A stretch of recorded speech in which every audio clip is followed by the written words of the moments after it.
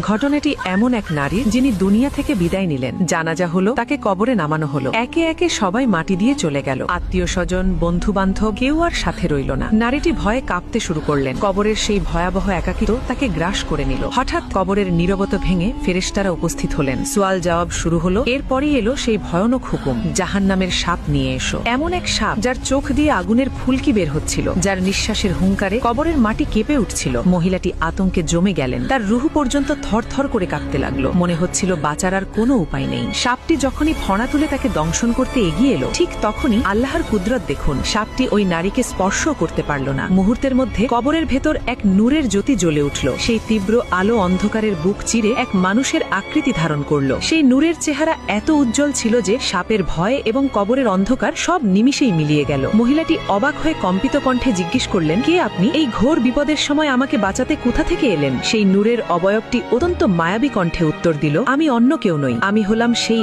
আমল যা তুমি প্রতিদিন ফজরের নামাজের পর ৩১৩ বার পাঠ করতে। আমি হলাম পবিত্র দরুদ শরীফ। সুবহানাল্লাহ। তাই আসুন আজ থেকেই আমরা প্রতিজ্ঞা করি, প্রতিদিন ফজরের পর অন্তত ৩১৩ বার না হলেও সাধ্যমতো দরুদ শরীফ পাঠ করব। ভিডিওটি দেখে যদি আপনার ঈমান তাজা হয় তবে কমেন্টে লিখুন সুবহানাল্লাহ। আর ইসলামী এমন আরও শিক্ষণীয় ঘটনা পেতে চ্যানেলটি সাবস্ক্রাইব করতে ভুলবেন না।